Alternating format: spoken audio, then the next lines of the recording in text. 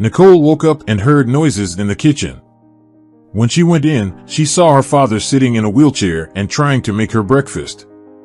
10 years ago, a strong and sturdy man became wheelchair-bound due to a car accident. At that time, Nicole's mother had to not only do her main job, but take care of her sick husband as well. She coped with the enormous burden heroically, but one day her heart stopped beating. It happened 4 years ago when Nicole was 19 and she had just entered college. After burying her mother, the girl switched to a distance learning program and got a job as a maid. "Hi, honey. Yeah, I decided to help you because you were up all night again because of me, and you still have to work." "Daddy, it's okay. The main thing is that your night attack went away," Nicole tried to reassure him. "My friend Monica goes clubbing all night and then she works, and no problem. Yes, you'll find a husband and have children quickly, and you have no private life because of me," continued her father sadly. "Dad, don't say that. Is it possible to meet a normal guy in a club?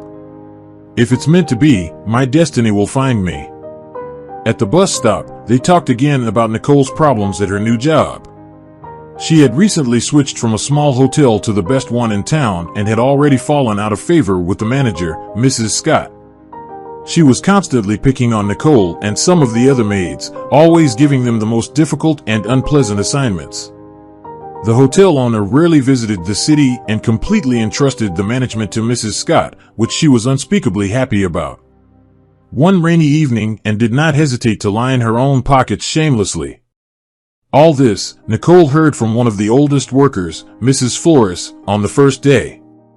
The elderly woman immediately warned her that it was better to keep her mouth shut so as not to lose her job, and also advised to stay away from the sly receptionist, Owen, who apparently was in a relationship with Mrs. Scott, and they did all their dark business together. One rainy evening, on her way to the bus stop, Nicole was accosted by a stranger in a car parked in front of the hotel. "Miss, can I give you a ride? You have such a sad face. I think you need my help." "Thank you," Nicole replied. Normally, she didn't pay attention to drivers who tried to get her attention with signals or annoying offers of a ride, but this day she was exhausted and didn't want to get soaked. She got in his car and asked for a ride to the bus stop. "Why? I can take you home. I don't mind, especially since the rain keeps getting worse." "Why would you want to get wet?" Nicole agreed. The man introduced himself as Adrian, and to the girl's great surprise, he turned out to be Mrs. Scott's son. This news made the girl feel like she was shivering on the inside. Feeling her fright, Adrian calmed Nicole down by saying that he knew his mother's character and didn't get along with her very well himself. "My parents divorced about 10 years ago, and I lived with my father most of the time. Only lately, I started to communicate with her more often. She bought me a car and thinks that if I accepted her gift, I will be tame and obedient. But in fact, when I get tired of listening to her complaints, I'll go far away, and this sports car I will take with me. It will be easier to escape from my mom," said Adrian, and laughed merrily.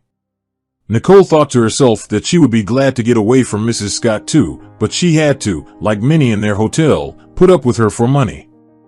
After dropping Nicole off at home, Adrian took her phone number and promised to call her. But she almost did not believe that such a handsome man would want to go out with her. Lately, she often thought of him, and in some way, he reminded her of her school friend Frank. When she remembered him, Nicole's heart clenched painfully, and she tried to banish the painful memories quickly. Adrian showed up a couple of days later and invited Nicole to a cafe. "I'm sorry I didn't call you back right away. I had a quarrel with my mother and lived at a friend's house. And there, you know, friends, parties, and certainly not without a drink, so we had a crazy time." Nicole listened to him and realized that they were from different worlds.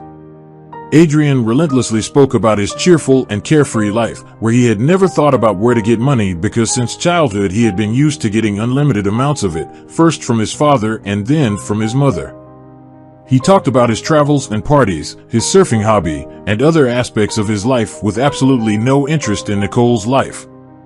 Of course, she had nothing to tell him, and he was unlikely to be impressed by her sad stories about her sick father and dead mother. Nevertheless, she wanted to warm herself at least a little in the rays of his bright and so unfamiliar to her life. Nicole told her friend when Nicole told her friend Monica, who worked as a maid in the same hotel, that she was dating Mrs. Scott's son, she warned her and advised her to be careful. But Nicole had realized a long time ago that she and Adrian are too different to be a couple, so she communicated with him more as a friend. But Adrian didn't want to be just a friend. He got tired of just sweet talking. He became more insistent. But Nicole continued to keep a distance.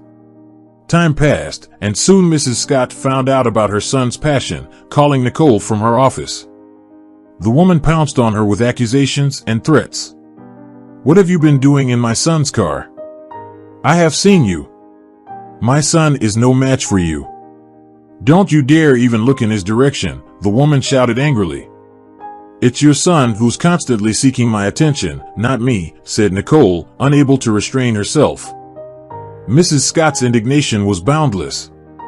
After accusing Nicole of lying, she ordered her not to even stay near Adrian and made it clear that the conversation was over. Nicole left the office burning with anger and resentment. Therefore, when Adrian called and invited her to his friend's party, she agreed to spite her boss. After drinking a few cocktails, Nicole herself did not understand how she was in Adrian's bed, contrary to her principles. In the morning, he drove her home, kissed her goodbye, and promised to call. After that, he disappeared from her life forever. A few weeks passed, and Nicole felt ill. Monica, seeing her friend vomiting every morning in the restroom, advised her to take a test. When the test and the doctor confirmed the pregnancy, Nicole was in shock and did not know what to do. Now she told her father everything, and he surprisingly did not rebuke or scold his daughter. "I am even glad, Nicole, that you won't be alone if I die. A child is a blessing. Don't deny him his right to life and tell his father. After all, even if you will not be together, maybe you will want to see his child and will decide to help you," but Nicole doubted that this was necessary. She decided for herself that she would keep the child, but she was not going to tell Adrian or his mother. But one day, Mrs. Scott, in a tone that did not bode well, caught Nicole into her office again and immediately jumped on her with a shout. "I was told that you are pregnant. Is that true? Don't tell me it's my son's child. I wasn't going to. I don't want anything from you or your son. I will raise my baby on my own." This got Scott's face twisted with anger, and she, accusing Nicole of lying and pretending, once more demanded that she urgently go to the hospital and get rid of the child. But Nicole was adamant. "I told you, I don't want anything from you. Why do you care about my baby? Don't you hear me?" shouted Mrs. Scott in her rage. "If you don't do this as I said, you'll be out of a job, and I'll try to make it so that no one else will take you anywhere. Think. What will you do with a handicapped father and a baby in your arms, alone, without money?" Nicole silently left the manager's office with an even greater desire to give life to this baby and make him happy. Meanwhile, Mrs. Scott had kept her word. She issued several serious reprimands on Nicole, stating that she was systematically late, did a poor job, and even stole. And after that, she dismissed her. After realizing that she really wouldn't be hired anywhere else, Nicole felt depressed. She spent all day crying or sitting and staring at one point. Meanwhile, the money she had previously earned was almost completely gone. One night, when her father had an epileptic seizure, Nicole rushed to his room, but on the way, she suddenly bent over with a wild pain in her stomach and seizure, screaming, fell to the floor. Nicole lay in the ward silently, staring at the ceiling and swallowing her tears. She had not kept her baby safe, and there was nothing she could do about it. Monica picked her up from the hospital and told that their boss had lost her mind and that it had become dangerous to work at the hotel. She also told her that the hotel's constantly dropping profits finally made the hotel owner suspect something. Monica suggested that Nicole meet with the owner and talk about Mrs. Scott's machinations. At first, Nicole refused, considering such an act disreputable, but Monica was insistent. "Nicole, everyone wants to put Mrs. Scott in her place, but we are all afraid to go against her just not to lose our jobs. But you have, in the end, nothing to lose. She has already fired you. We do not intend intrigue or treachery. We just want to open the eyes of the owner of the hotel on his employee." In the end, Nicole agreed. Peter, the owner of the hotel, turned out to be a middle-aged man. After listening to the woman, he admitted that he himself had already started checking all the dealings at the hotel because he had long suspected Mrs. Scott of being dishonest. Peter saw that Nicole was a decent person and came to him only because she was concerned about the fate of the hotel and the staff working there. Even though she was dismissed with bad wording, all the employees spoke well of her, and Peter realized that she had simply been set up. After learning from Nicole that she worked as a maid but she studied hotel management at college, the man offered her not just to return to the general staff meeting hotel, but to try herself as a manager with a probationary period. Of course, Nicole could not believe her luck and promised to do everything to improve the hotel and increase profits. When she showed up at the general staff meeting, many people rejoiced. Mrs. Flores immediately told her that Mrs. Scott was dishonorably fired along with her accomplice Owen, and the owner was going to introduce new management. At the meeting, Mrs. Flores, like the other employees, hoped that now they would be led by a decent person. The meeting began, and Peter briefly thanked everyone present for their good work.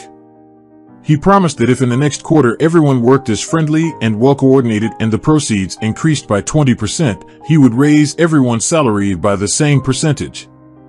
A murmur of approval went through the room. "Meet Nicole." "Well, now I want to introduce your new manager to you." "Meet Nicole." After that, the auditorium erupted in thunderous applause. And no wonder, because in front of them stood Nicole, a nice, friendly, hard worker, a leader one could only dream of. Nicole thanked all the staff.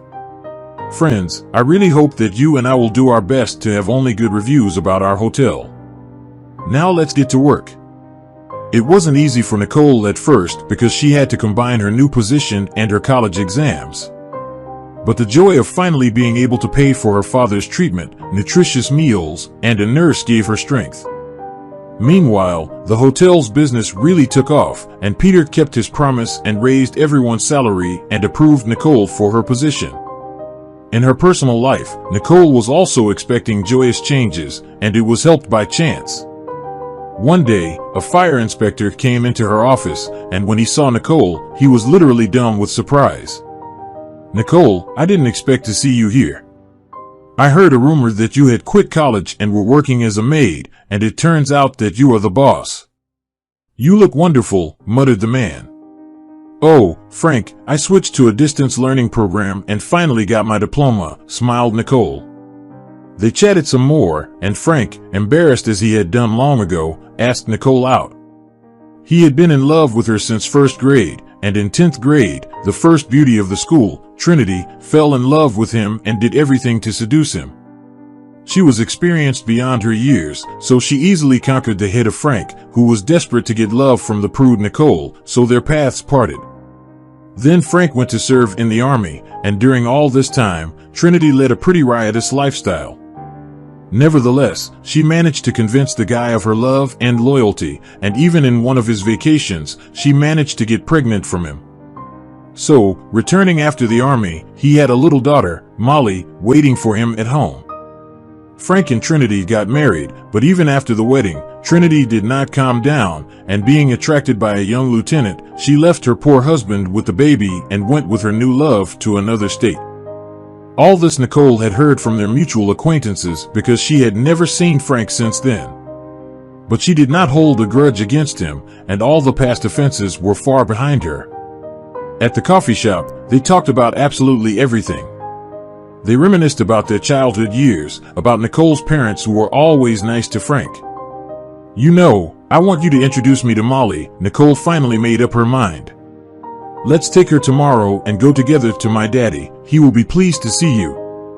He often thinks of you." When they arrived at Nicole's house, Molly immediately imbued him with confidence, for she did not have a grandfather, but she had always dreamed of one. She turned out to be a beautiful, perky little girl and announced from the threshold, "Hello. You're my real grandfather, aren't you?" The elderly man hugged the little girl and said that if she wanted, he would be her grandfather. Molly nodded happily and looking at the wheelchair said seriously, "Your feet hurt a lot, don't they? When I grow up, I will surely become a doctor and cure you." Nicole could not hold back tears of tenderness. "What a wonderful girl you have." "Yes," replied Frank. "Would you agree to be her mother and my wife?" Nicole looked into Frank's eyes and realized that she was unable to refuse him because she herself had been dreaming of him for a long time. Thank you for joining us today on Deep Stories. Be sure to like and subscribe and hit that notification bell so you don't miss out on our next video.